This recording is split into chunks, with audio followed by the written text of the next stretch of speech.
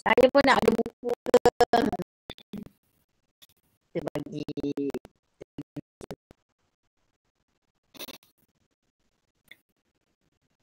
Rapi-rapi saya. Kenapa gelap saja? Bagi saya nampak cantik sikit. Dari mikrofon tu lah ni. Kan.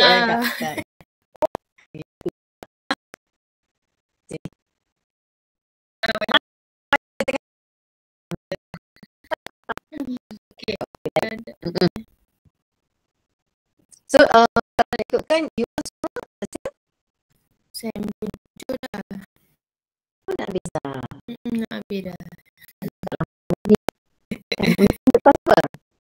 Apa lah, business HR. Okay, saya HR juga.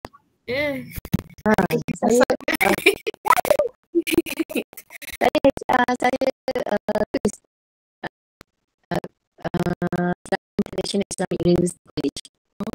Kat Bandung. Kat Bandung. Ya, 2006 saya habis kat sana. Lepas tu saya terus kerja. Masa tu junior HR memang daripada awal.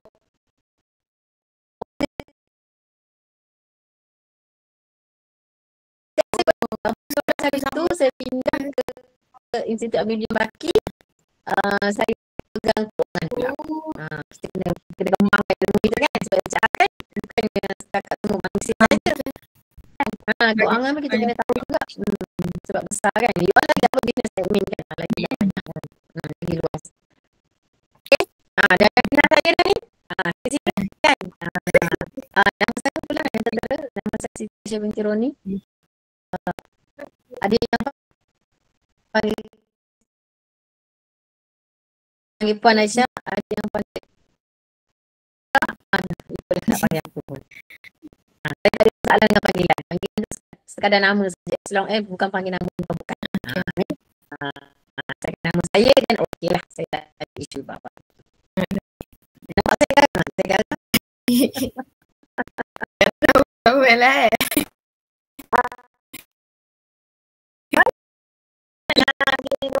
kerja lain. You all pun nanti macam tu kena pandai sesuaikan situasi. Memang kita tak contoh nanti nak jadi ketua section kan. Kita dah ada pandai kena nampak perbezaan. Bukan bezakan daripada segi gap kita dengan staff kita, bukan. Beza daripada segi cara kalau you tengah serius, you macam mana? Kalau you tengah happy macam mana? Macam tu juga dia akan nilai daripada kita tengah-tengah tiba-tiba agak macam mana dia benda itu. Kita main emosi kita. Pandai. Nak kontrol emosi. Okey dah, boleh sudah. Okey, silakan diri lah. Saya nak guna lah sikit-sikit. Ready ke?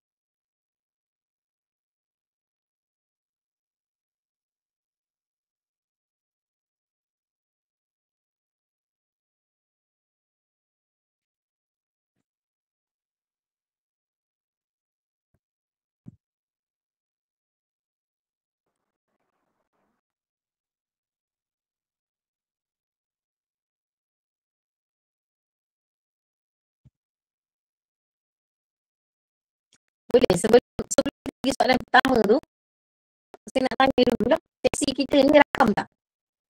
Sebab kita tak nampak bukan, kita tak nampak bukan rakam. Tengah dirakam. Cantik. Jangan kan tiba-tiba kita dah tengah, ni kita tak rakam. Kan? Dah masa. Okey, boleh. InsyaAllah.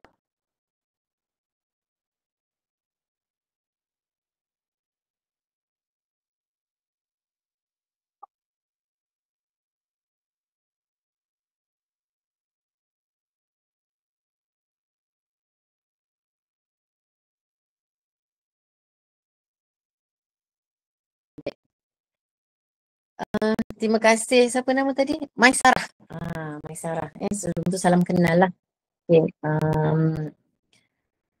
Kalau kita tengok daripada sekarang ni lebih ketidakjujuran dari segi akademik. Okay, berkaitan dengan syllabus. Okay. Yang pertamanya kita kena tahu syllabus tu diwujudkan, dia bukan sahaja wujud. Syllabus ni dia wujudkan dah ada beberapa kajian, dah ada penilaian daripada segi maklum balas, penlibatan tenaga pakar dalam setiap mata pelajaran, dalam setiap subjek, dan pelibatan daripada Kementerian Pendidikan itu sendiri, pelibatan juga daripada agensi-agensi lain untuk menetapkan silibus mata pelajaran. Dia bukan suka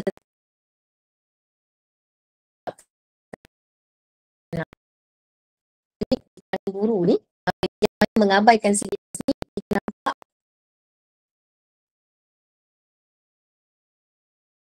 ini dah melanggar Akta Pendidikan lah. Yang sebenarnya sebagai dalam profesi perguruan, dia terikat dengan akta. So, bila you tak ikut silibus yang ditetapkan, bermaksud you ingkar arahan. Bila ingkar arahan, you dah langgar beberapa akta dan boleh dikenakan tindakan lah. Sehingga tindakan buang kerja pun ada. Lebih kepada melibatkan tindakan tata tertib lah. Kalau benda tu masih lagi berulang, tindakan tata tertib boleh diambil sehingga buang kerja. Ada lagi lah dalam tata tertib ada 8. Saya ada 8 jenis hukuman. So kalau kita pergi secara detail dalam akta itu sendiri pun dia dah ada dinyatakan secara bertulis juga dalam akta tu. Ada beberapa seksyen lah. Yang pertama ni seksyen 18 kurikulum kebangsaan lah. Menteri hendaklah menetapkan satu kurikulum kebangsaan yang hendaklah digunakan oleh semua institusi pendidikan. Bermaksud guru ni tadi wajib ikut kurikulum yang telah ditetapkan oleh Kementerian Pendidikan kita sendiri. Dan ada satu lagi seksyen 19 penggunaan kurikulum juga. Seseorang guru itu hendak mengajar mengikut kurikulum kebangsaan sebagaimana yang ditetapkan oleh menteri. Guru ni tadi wajib ikut atau mengajar berdasarkan silibus yang telah ditetapkan. Penat je kan? Tadi saya dah terangkan daripada awal, silibus tu bukan suka-suka diorang tetapkan. Dah ada kajian, dah ada maklum balas, penglibatan golongan-golongan pakar itu sendiri untuk menetapkan silibus ni tadi.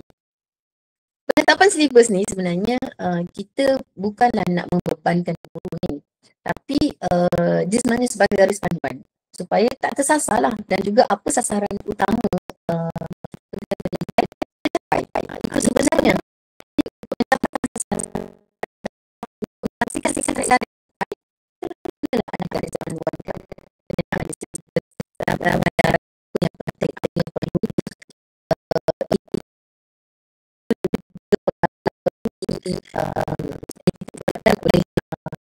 sebenarnya tadi telah ajar lagi supaya habiskan silibus.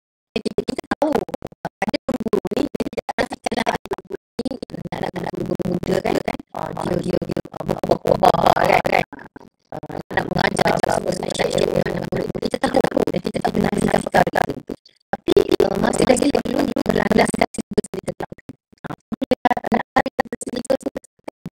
Dia kalau daripada kesan buruk baik itu memang banyak lah. Ada kesan negatif, ada kesan positif. Okay. Kalau dari yang kita nampak saya katakan tadi, guru sendiri dia tidak ada mengerti arah semasa.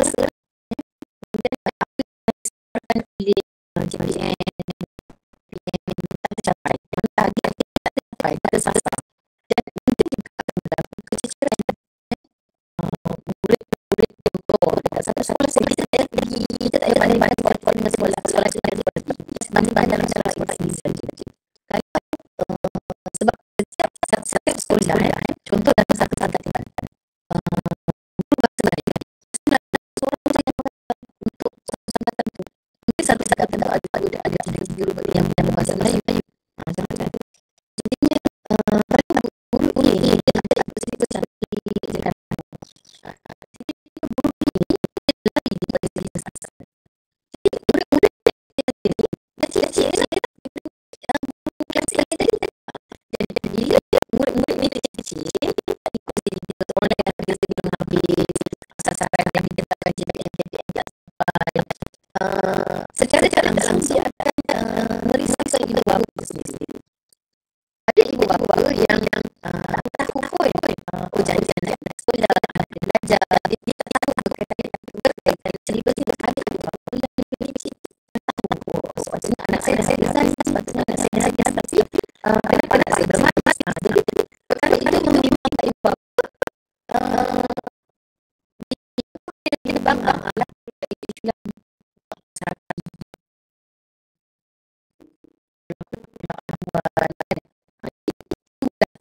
mana negatif di situ. Kalau kita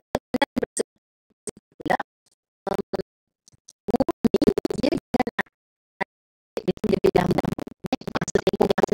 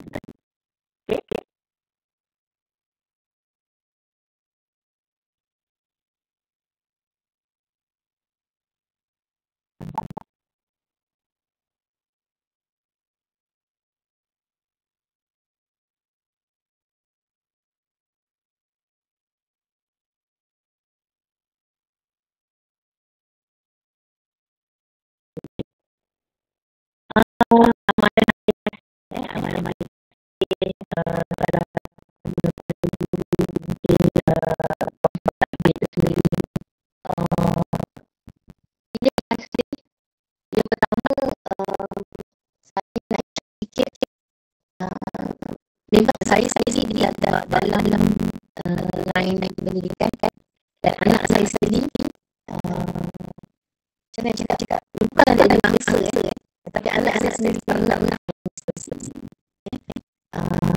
saya ada dua anak yang sikap ni dia sangat aktif, dia masuk masuk.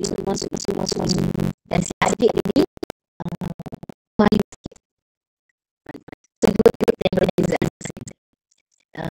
Tapi yang lelaki dia lebih cerit pada sukan lah. Sukan. Yang si kakak sukan tak ada. Jadi dekat situ kita nampak bukan tak ada, tapi ada amalan pilih kasih. Dia bukan nak cakap pilih kasih tau. Dia satu tu kita tengok masa contoh kalau kita sebutkan lah kan. Kalau bab sukan kan mesti ada anak murid yang asli tu begini dia. Kalau wakil sekolah dia wakil dia kenapa cikgu buat sukan untuk penilaian kan? Ada lagi itu bila saya pernah dengar isu itu lah. Okay. Satu kita tengok dari segi ketahanan masa. Mungkin dalam tempoh beberapa bulan sebelum atau tahun cikgu sendiri murid mana yang berpotensi. Jadi sebenarnya dia awal-awal dia tarik tu adanya kurikulum sesi sukan sesi semua kan. Sebab tu di situ dah kita nampak semua pangkat murid itu. Jadi andai kata orang cakap pilih kasih tu dia bukan kasih maksud pilih kasih. Sebenarnya dia lebih kepada awal guru ni tadi. Ini saya tak sukan anak saya yang saya latih ni daripada belajar tu lagi cikgu dah nampak kebolehan dalam tahun semua. So daripada situ sebenarnya saya dah train dia dekat rumah. Jadi dia ada MSST wakil sekolah untuk so cikgu panggil dia waktu itu dia cikgu panggil dia ada lah so adalah suara-suara yang bunyi yang semua saya dia bukan cikgu boleh kasih sebenarnya dia dah tengok apa kelebihan dia ada dalam didik anak murid itu sendiri sebenarnya daripada awal. Kalau ada sudut pendidikan dekat dalam belah kita nampak pendidikan tadi mungkin dalam kita sebut dalam belah kalau dalam kelas murid yang mungkin begitu aktif dan dia yang belajar jawab soalan kan artinya cikgu dah lebih tenang dengan berbagai soalan dan jawab soalan yang tu kakak lain nampak dikasih sikit-sikit kan dia masih kelas jadi soal-soal dia kalau lah mengenai bijak dia kena ubah style lah sebenarnya kalau ubah style tidak berlaku dari orang-orang sebab itu boleh menyebabkan anak murid tadi nampak yang ada yang kasih itu saja. Kalau kita tengok dari kesan masuk aplikasi ni dan tentunya kesan dan tanda itu sendiri pada lain daripada segi promosi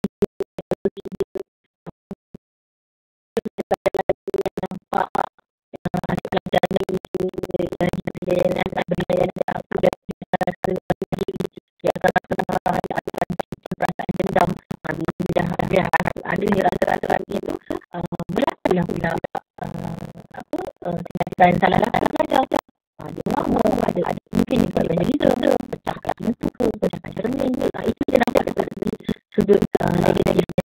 Kalau daripada sudut positifnya pula pelajar tadi sebenarnya dia sudah ada motivasi dia kan lebih bermotivasi daripada kata-kata lain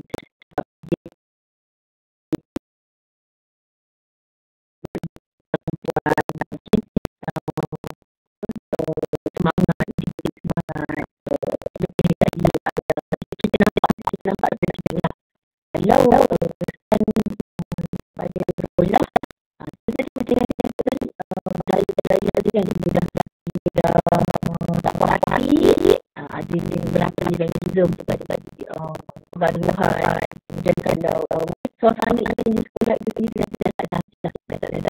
tak aman orang antara guru dan murid dan kita.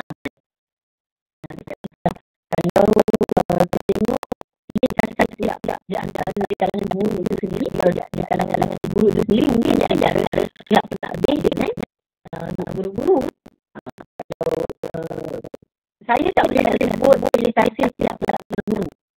Sebab ada guru anak guru yang ini dia macam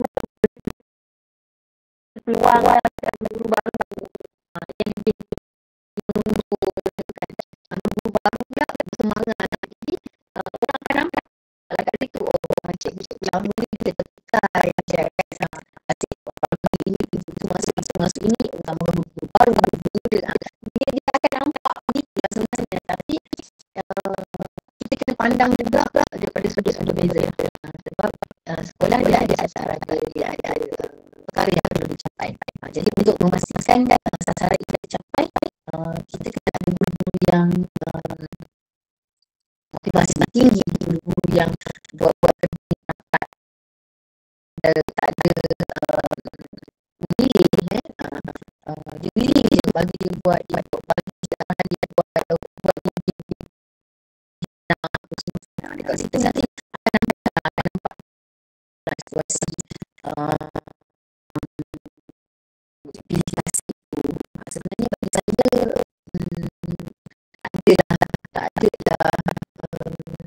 dengan sengaja pilih kasih tidak dilakukan dengan sengaja bagi saya begitulah. Kalau tengok daripada sudut memang kita akan nampak sudut negatif ada kalanya sudut positif ada kalanya yang kita tahu perkara keamanan komunikasi ni memang tak boleh diteruskan sebenarnya dan perlu diberitahu daripada awal. Kalau dah nampak sebenarnya untuk macam tadi dalam kelas mungkin ini boleh beritahu dekat takbir dan apabila cikgu ni asyik fokus pada pelajar orang ni kan benda-benda itu lah kadang-kadang murid ni dia takut suara kan itu yang menyebabkan tidak ada antara bendung awal isu-isu komunikasi itu bagi saya lah.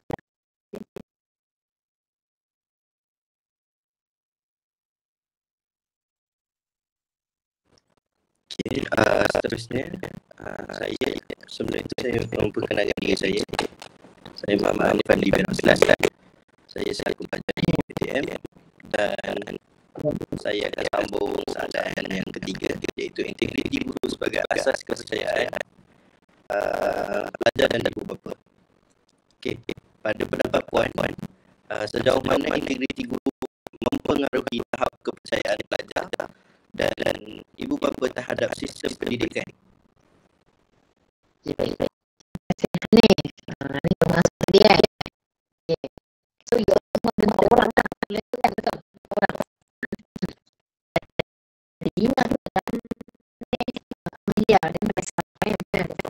Okey. Kembali ke soalan. Pendapat saya berkaitan integriti guru yang mempengaruhi tahap kepercayaan pelajar dan ibu bapa terhadap sistem pendidikan.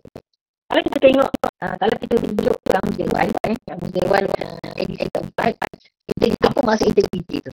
Okay, integriti itu kejujuran, ketulusan dan sifat moral yang tinggi, keadaan di mana keadaan sempurna dan utuh.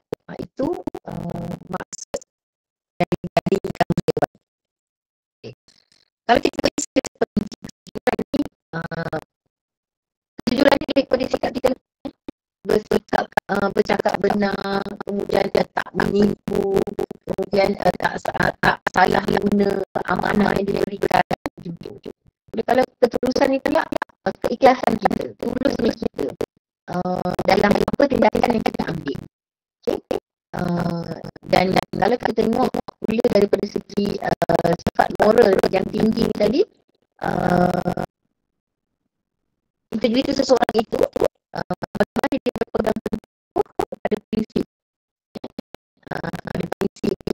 secara adil, bertanggungjawab dan keadaan sempurna dan utuh bermaksud tak rosak lah, tak pincang lah nilai itu ataupun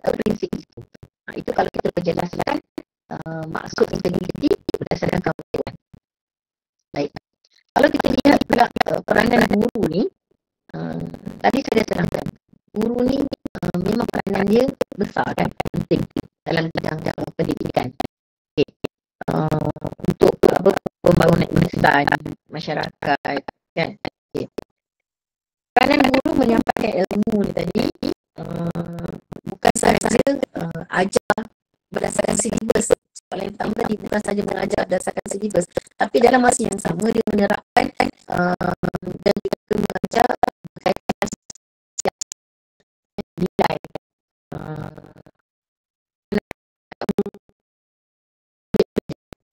So, peranan guru ni besar. Jadi, dia seorang guru ni macam mana pula dengan kepercayaan ibu bapa? Kalau guru sendiri tidak berintegriti, contoh macam kita pegang soalan pertama tadi dan tak ajar ikut silibus, dah ada yang integriti seorang guru tu tadi, ajar suka-suka kan, tak ikut silibus, tak ikut tetapan.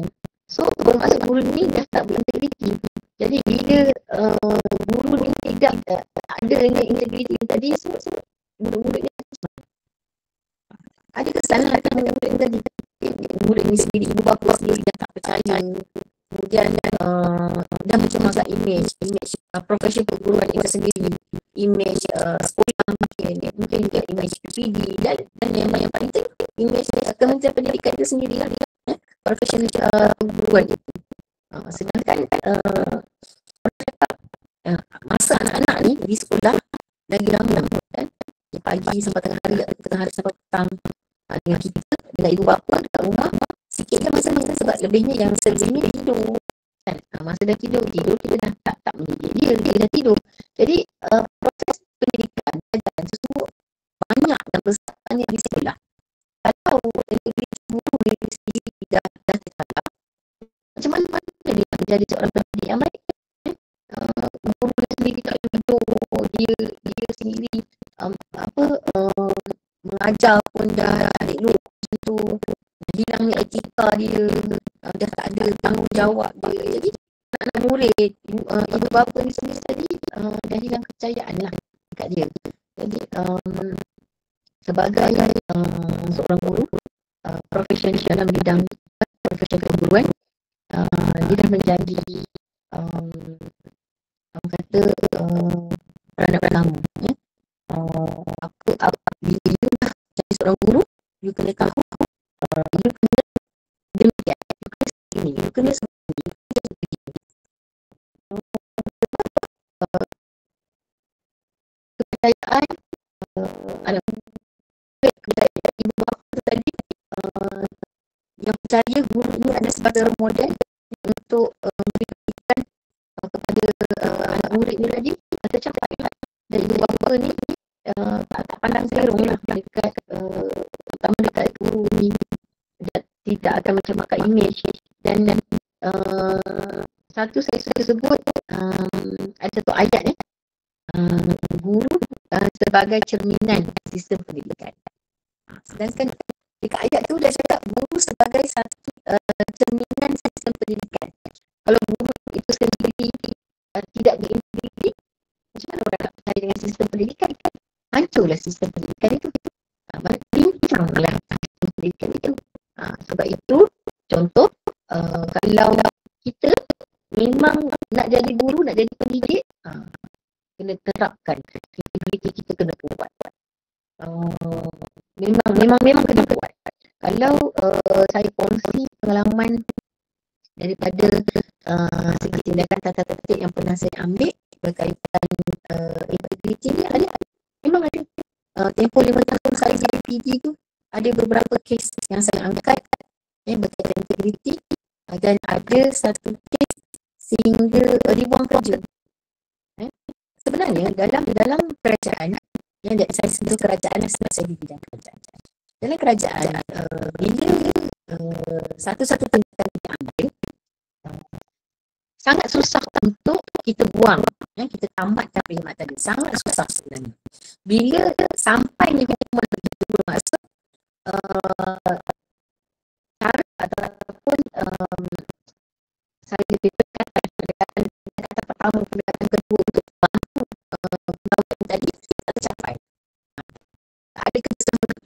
tadi. Bila tak ada sama, dia rasa dia betul.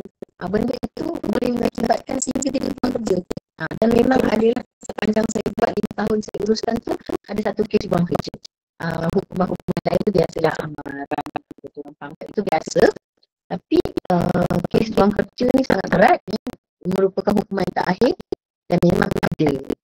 Sebab itu pentingnya guru ni tadi mengatakan berpegang teguh kepada integriti. Itu bagi saya.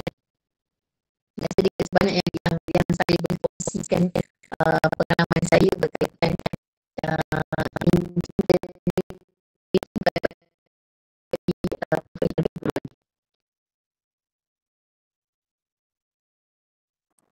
Okey, untuk soalan seterusnya, soalan keempat, apakah cabaran utama yang menyebabkan guru sukar untuk mengekalkan integriti dalam tugas harian dan bagaimana cabaran ini boleh diatasi? Terima kasih. Cabaran utama guru ni sebenarnya adalah diri dia sendiri. Pokok pangkal dia berbalik kepada kita. Kita yang tahu diri kita. Kan? Macam adik-adik sendiri pun. Adik-adik sendiri yang tahu. Kalau you sendiri tak berintegriti, memang apa juga yang you nak lakukan, you tak akan berjaya. Apa juga yang you nak lakukan, memang you akan jatuh. Memang semuanya akan terkesan pada kita. Sebab itu, kalau sesi saya bersama guru-guru yang dalam proses tata tertib, saya lebih tekankan diri dia. Saya tak pegang lagi prinsip pendidikan ke apa ke, saya tak pegang lagi. Saya lebih fokus kepada diri dia sendiri. Sebab apa jua yang kita nak buat, apa jua yang kita lakukan adalah semua dari kita. Itu yang utama, yang besarnya. Saya suka sebut kalau saya bagi sesi ceramah, perkongsian ilmu saya suka contoh D besar. D besar bagi saya itu adalah disiplin. Kalau you sendiri guru tidak berdisiplin, macam mana you nak training, you nak suruh anak murid you berdisiplin? Sebab itu saya kata pokok pangkalnya kembali kepada diri sendiri. Bila diri sikap guru itu sendiri kurangnya penghayatan etika, kurangnya penghayatan nilai-nilai profesi perguruan itu sendiri. Adanya sikap sampai lewa dia, sikap acuh tak acuh dia, kemudian sikap nak tunjuk akulah segalanya, macam lagu pula kan, akulah segalanya kan. Okay. Kemudian faktor lain ni kita tengok daripada segi juga kembali kepada sikap gaya hidup. Okey, aku nak itu, aku nak ini, dia rasa macam tak cukup, tak cukup. Aku nak bermewah-mewah. Jadi dekat situlah berlakunya kepincangan. Berlakunya mungkin guru ni tadi boleh buat benda yang di luar tindakan yang sepatutnya, contoh macam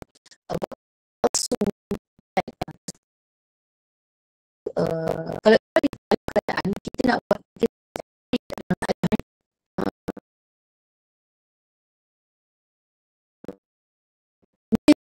tapi yang izin, kena permohonan terlebih dahulu izin. Jadi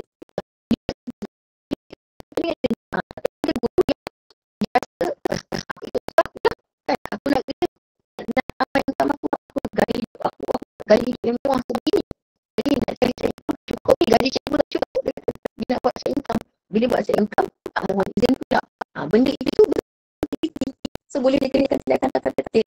Kemudian wujudnya rasa tak puas hati, tak puas hati dalam diri guru ini sendiri, juga kembali kepada sikap.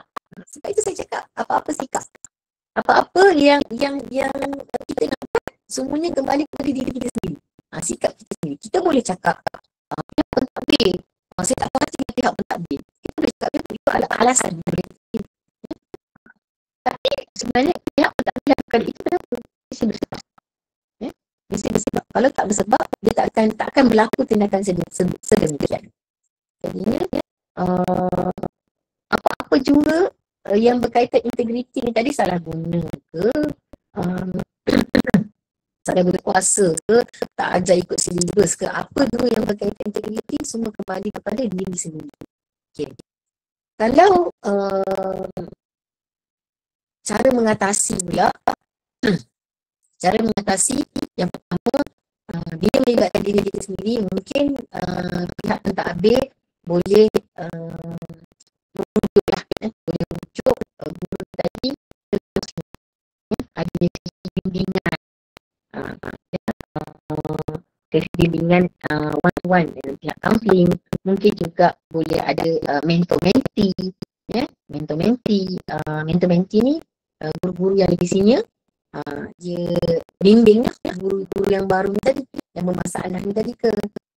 Mungkin juga pihak JPN, pihak PPD itu sendiri boleh turun padang lah. Kalau dalam pendidikan kita panggil bimbing. Pembimbing ni dia bukan audit tau.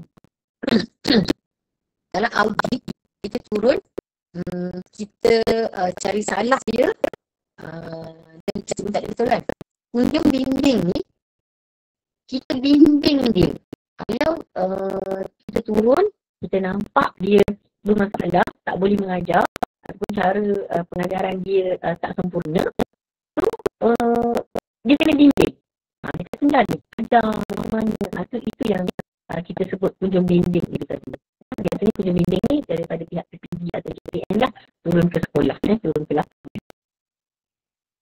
Selain daripada itu, mungkin juga kita boleh buat satu sesi lah. Mungkin kita bagi anugerah. Cikgu ni biasa diri kita, kalau kita dapat penghargaan, kan, kalau kita dah buat sesuatu perkara yang baik, yang cantik, menghasilkan sekolah, kan, kita dapat penghargaan. Kita rasa macam mana? Adik-adik rasa macam mana kalau dihargai? Dah buat sesuatu yang baik, kita dah bagi ingat contoh, dan harumkan nama institusi kita, dan kita terima penghargaan. So kita rasa macam mana? Kita rasa happy kan? So secara tak langsung motivasi pun naik. Dan kita akan teruskan buat baik. Kita guna ayat buat baik lah kan? Teruskan guna ayat buat baik. Sebab hasil ataupun kebaikan itu adalah daripada diri kita. Berbalik kepada yang pertama saya sebut tadi, memang diri kita sendiri. Bila adanya kita dah baik begitu, anak murid suka kita, ibu bapa pun suka kita. Kalau kita tengok dekat media sosial sekarang kan, ramai guru-guru yang share balik pun kena tahan kan, tak boleh nak tutup pintu, kena tahan. Sebab apa? Anak murid dia tahan, tak bagi dia balik lagi. Adalah orang cakap macam lagi ke apa, itu di luar cerita lah kan. Tapi kalau ikut pengalaman saya sendiri dulu pun macam tu juga. Cikgu ni sangat bagus. Jadi kita sebagai anak murid, tentu adik-adik pun dah ada pengalaman macam tu. Suka dengan cikgu kan. Sayang dia. Dekat situ lah. Jadinya bila integriti terjaga, kembali kepada sasaran pendidikan tercapai, kemudian apa tetapan JPN, PPD, apa yang PPD tetapkan berdasarkan apa yang JPN tetapkan berdasarkan apa yang JPN tetapkan, semuanya tercapai. Bila tercapai, harumlah nama Kementerian Pendidikan. Bila adanya salah laku, kepincangan dalam sifat integriti ni tadi dalam guru-guru ni, adanya tata tertib, berlakunya tata tertib, ibu bapa dah tak percaya, hilang kepercayaan, kembali kepada soalan yang tadi tu, hilang kepercayaan, terus semua tu kan, mencemarkan imej, benda-benda buruk tu memang banyak berlaku lah. Kita tak nafikan lah, kalau kita tengok sekarang dekat berita pun ada kan, berita sedemikian. Tapi itu merupakan segelintir saja. Dia bukan semuanya begitu. Cuma orang cakap akibat nila sedikit rosak susu sebelanga. Sebabnya susu tu putih kan. Nila tu warna biru, orang ada macam purple sikit kan. Dia letak je dalam warna putih tu dah tukar colour kan. Itulah ibaratnya begitu. Disebabkan adanya guru-guru yang bermasalah ni tadi, dah orang semua pandang terong lah dekat profession perguruan ni tadi. Itulah perlunya kita terap kekalkan integriti yang bagus dalam diri kita. Bukan sahaja dalam sebagai guru lah. Kita sendiri pun, kita sebagai pelajar sendiri pun kena tekankan integriti itu. Kena tekankan disiplin itu. Itu jawapan dari saya lah. Okey Puan, terima kasih Puan. Jadi seterusnya bagi soalan terakhir lah, kita akan membincangkan tentang pengaruh teknologi dan media sosial terhadap integriti guru.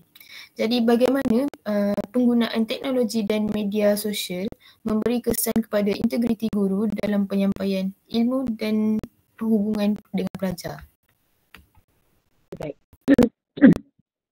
Kalau kita tengok teknologi, sekarang teknologi memang berkembang pesat kan.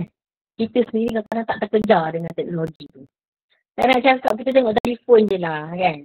Kita tengok telefon bimbit kan. Saya belum beli lagi yang terbaru. Baru nak beli. Tiba-tiba keluar lagi yang baru. Kan?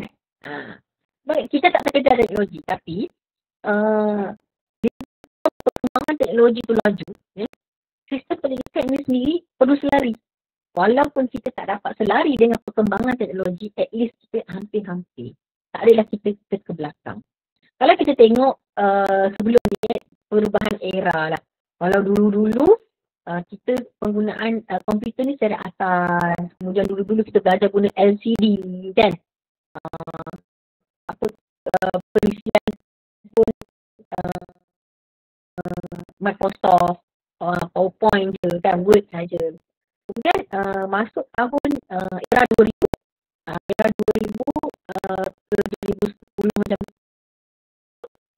Dah mula ada e-learning.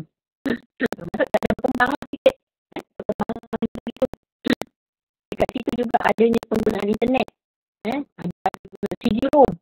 Kemudian adanya Canva. Pun dah ada dah. 2010 Canva dah ada dah. 2010. Kemudian kita tengok pula daripada 2010 sampai 2020. Berkembang lagi. Macam telefon bimbit ada kan. Berkembang lagi. Kemudian ada lagi wujud lagi aplikasi-aplikasi lain. Macam Kahoot kan. Adik-adik mesti guna Kahoot kan. Kalau dulu Kahoot percuma kan. Sekarang Kahoot masih lagi ada yang percuma. Cuma dia terhad. Dia tak boleh guna semua function dekat dalam. Kita belajar guna Kahoot. Kita guna quiz kan. Quiz macam tu lah. Lebih macam tu. Okay. Kemudian lebih kita nampak kepada pembelajaran dalam talian. Pembelajaran secara hadiah. Macam kita sekarang. Kalau dulu mana ada sekarang kan. Kalau dulu tak ada sekarang ni. Kalau sekarang macam ni lah. Kita tak payah berjumpa tentang masa berhadapan pun. Tak payah touching pun. Kita dah boleh sharing ilmu macam ni. Okay. Start daripada tahun 2020 tu. Kita dah COVID kan waktu tu. Waktu tu lah adanya begini. Sesi belajar secara online. Adanya Google Classroom. Kalau kita tengok sekarang pula, adanya AI. Adanya ChatGPT. Semua berkembang lah. Dulu daripada yang biasa sekarang dah boom sekali kan. Semua hujung jari cakap. You nak apa? You type je. AI, ChatGPT dia akan bagi. AI tu pula gambar kotak dia boleh bergerak kan. Itu kuasa teknologi, perkembangan teknologi. Kita tak boleh nak menafikan perkembangan itu. Kita tak boleh nak ketepikan perkembangan teknologi. Nak tak nak kita kena bersama-sama dengan perkembangan teknologi ni tadi. Macam tu juga dalam bidang perguruan. Okay. Kalau dalam bidang pendidikan, kita manusia kita manusia. Pelbagai peringkat usia. Teknologi ni yang pertama, dia memang kena cakap untuk menggunakan teknologi kena ada gadget. Kalau tak ada gadget, tak adalah cost daripada segi cost. Dan juga kau kena belajar, kau kena cepat, kau kena belajar, kau kena tahu, kau nak guna ni kau kena belajar. Kau nak guna ni kau kena tahu. Kau kena pandai. Guru-guru baru tak ada masalah. Tak ada isu. Dan saya tak nafikan ada juga guru yang dah tahun tu lagi nak bersara tapi AI TikTok memang pandai. Memang dia laju bab teknologi. Segelintir. Dan ada segelintirnya yang rasa macam malas lah nak guna ni internet, malas lah nak guna komputer. Macam mana nak main lah kan? Kita tak boleh nafikan lah sebab setiap individu tahap-tahapnya adalah berbeza. Jadi, kebaikan kepada guru-guru yang sangat efektif, sangat-sangat bagus dari segi teknologi ni, senanglah dia nak akses apa-apa juga info semua di hujung jari orang cakap kan, semua senang. Sesi pembelajaran lebih interaktif, ada yang itu quiz, Kahoot, Padlet lah apa semua kan. Kalau macam sesi contoh kita bagi sesi you all punya sesi pun ada yang boleh Padlet kan. You terus masuk jawapan kita tengok bumbang dapat boleh bagi bintang lah apa semua kan. Kan interaktif kan. Lepas tu sesi pengajaran yang lebih inovatif, kreativiti cikgu ni kita nampak. Itu dia dari segi positifnya. Daripada segi negatifnya tadi, berbaliklah pula kepada integriti. Mesti berpegang kepada integriti. Walau secanggih mana teknologi sekarang, ya, sistem sekarang, canggih macam mana sekalipun, kalau kau tak ada integriti, kau akan menjurus kepada kesan-kesan negatif. Salah guna. Kalau kita tengok sekarang dekat media sosial, guru sendiri pun ada yang jadi influencer, kan? Share bahan, share sesi mengajar, sambil mengajar. Yalah, guru interaktif, guru yang ada kreativiti, mengajar, cipta lagu, kan? Kerungkong, semua benda-benda tu kan. Kita nampak kan benda tu dalam media sosial. Bagus, kooperatif. Tapi bila menggunakan media sosial, dia ada akar yang menghalang kita expose muka student tadi, muka anak-anak murid ni tadi. Kau nak share kau punya cara, share lah. Janji diri kau saja. Jangan papar, jangan tunjuk muka-muka anak murid. Dia kalau nak paparkan tu dia dengan izin. Dapat izin, baru boleh. Kalau tak dapat izin, kita dah melanggar etika. Tak boleh.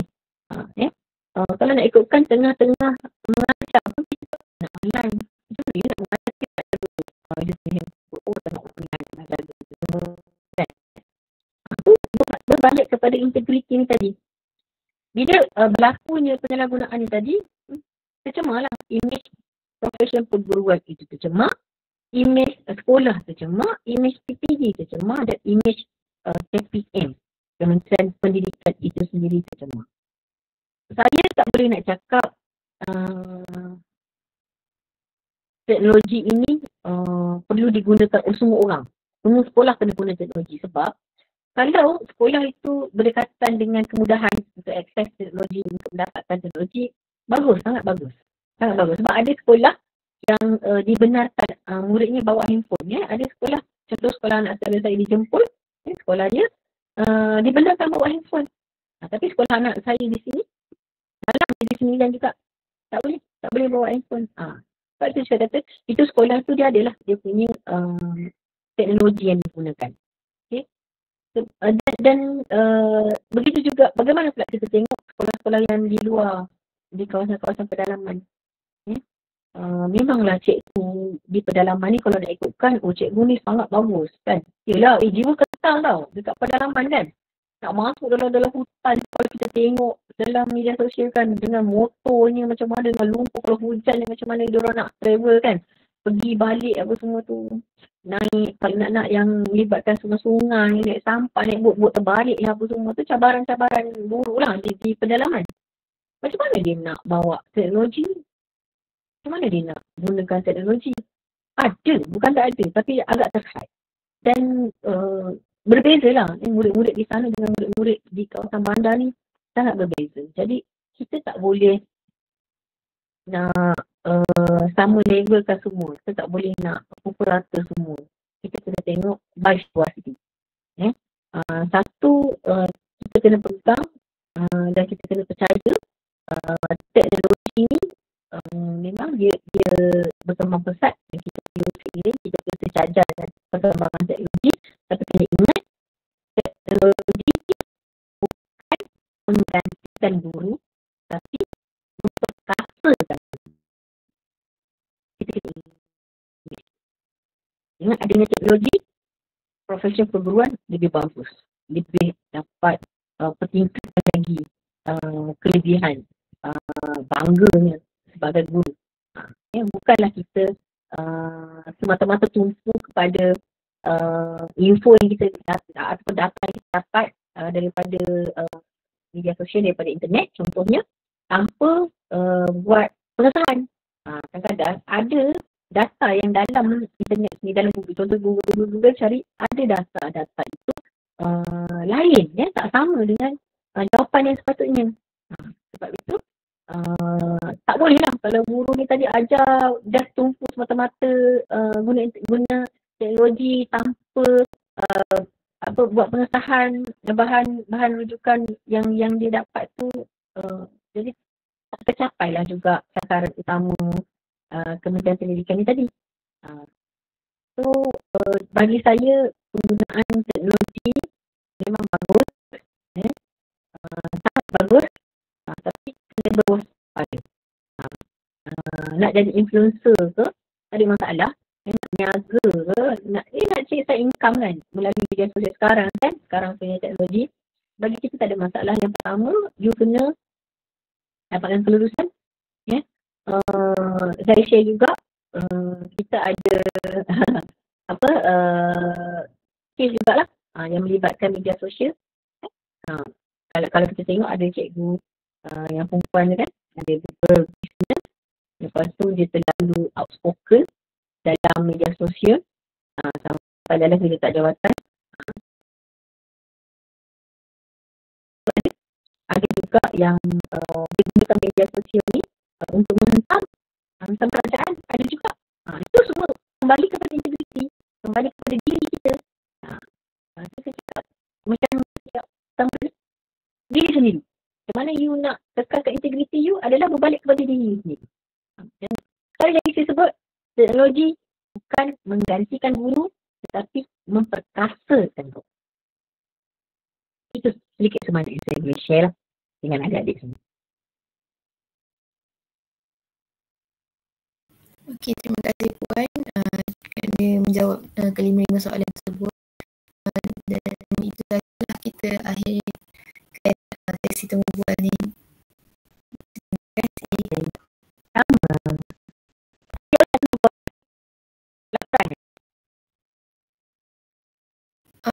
Dah buat laporan kan. Berapa lama nak kena siap kan? Apa rasanya lambat lagi, tapi sebab kita orang kena settlekan temu bual dulu baru boleh buat yang lain. Dia by stand lah kan, maknanya ini subjek untuk semua lah, betul? Padahal ada lagi info yang you all rasa perlu, you all boleh google je lah, cari guna ChatGPT tu. Sekarang memang tapi